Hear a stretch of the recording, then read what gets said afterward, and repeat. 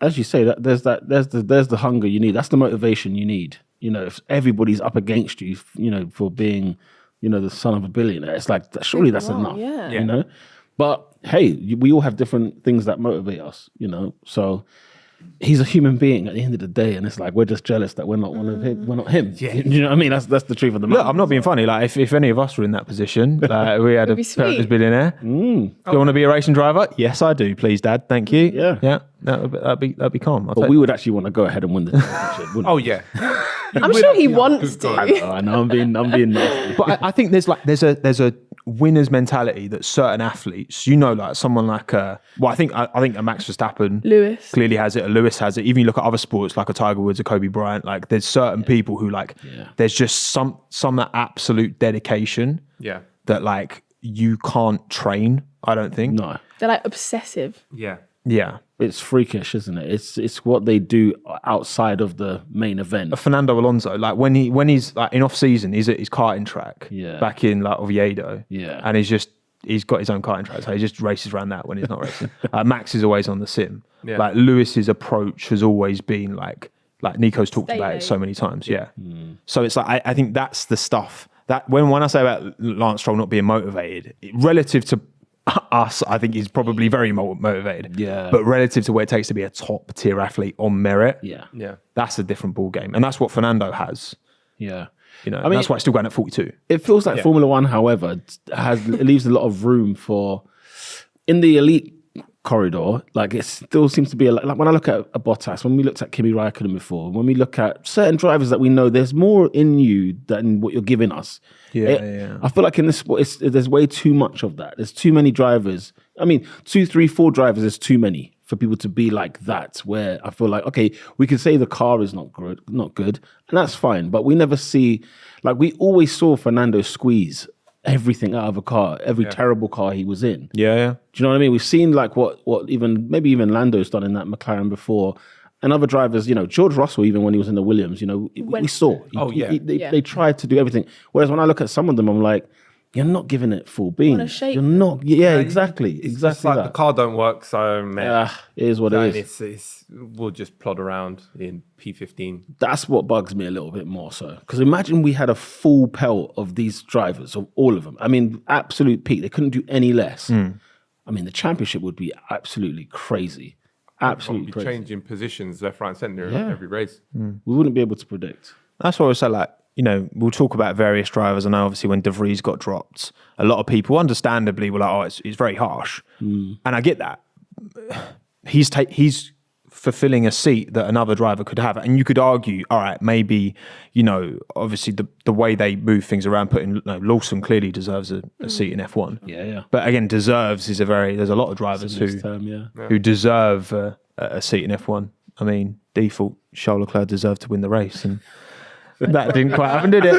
I'm clipping that on my phone, and it's going straight on my story. That was wild. The fact that I was like, he deserves this win. And he crashed out on the formation. If you haven't seen the live stream, check it out, honestly. It's just mind-boggling. But yeah, if it was going to happen to anyone, it'd happen to him. It would. Yeah. If he's having any luck, it's bad luck. Well, I'll tell you what, we'll tell you who didn't. Well, it's, look, you all know, listening, watching around the world, that I'm quite an early investor in Yuki Coin. You are. Yuki Tsunoda is a driver I've got a lot of love for.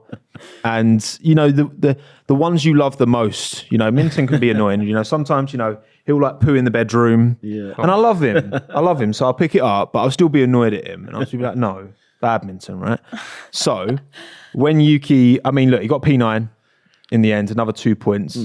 7 points now between AlphaTauri and Williams. I mean, that gap was 16 not so long ago. Yeah. Ricciardo, obviously very unfortunate in the race. They've got big rear wing damage and then start a lap behind with Piastri. But do we think now 7 points, 2 races to go? Will AlphaTauri catch Williams for P7? Because it's a big deal, like constructors wise. The thing is, I find with AlphaTauri, you've got 2 drivers that actually can put in a shift when they have to. I find, Daniel Ricciardo, when he's on form, he will actually go out and start overtaking people. Whereas with Williams, you've got Albon, who puts in a good effort, and can get that car up there. But then Sargent, every now and again, he's either there or he ain't. It's either all or nothing sort of drive. So I think for Williams to hang on to that position, as my old manager used to say, Logan Sargent needs to come to the party and he needs to perform. Quite scary. He needs to come to the party. Yeah, my old man used to do that all the time. Oh yeah. Like this is the thing. Like my work's a bit similar like this. If you're not performing, they will swap you out with another technician that works at, I don't know, Audi or Volkswagen or whatever. Sure. And that person will be a lot more hungry because it's better pay, you get better perks and stuff like that. So there's an element to But performance. will they overcome 7-point deficit in 2 races? And think Vegas and Abu Dhabi, they're quite different tracks, but they've got. Yeah, you think they will? Yeah, I think they will. Because like I said, AlphaTauri have 2 drivers that can perform well. Yeah. Yeah. Elle, what do you reckon? I was going to say the same. In terms of Williams, you're relying on Alex having a bit of a blinding weekend, which he does. He was P7 at Silverstone or somewhere up there. Zan thought he was in the points. Yeah, he's had some good. Yeah, you're relying on him, sadly, for Logan. I think AlphaTauri will catch up. You've got Danny Rick in Vegas, you know? He's going to go for it. Yeah, man. Do you remember that presser years ago? And Lewis was like Miami. Yeah. And then Daniel was like, I want Vegas. Imagine. And I'm glad he's back for it. And here we No, are. I think they'll catch him.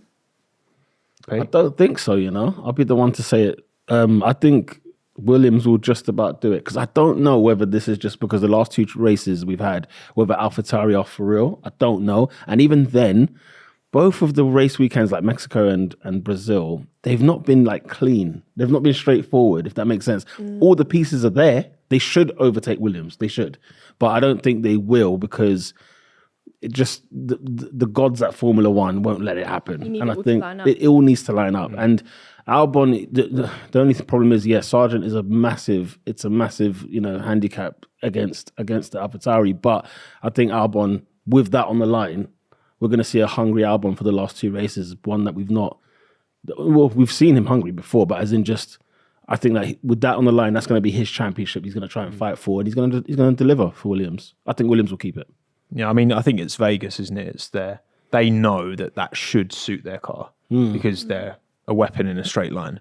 So I just interviewing Toto Wolff in a dark room after a weird, isn't it? dark performance from Mercedes. Very fitting. I'm not impressed with George in the car. Very good. That's a great impression. That's very good. You see, you can make a little side hustle from that. There we go. You know where to find me.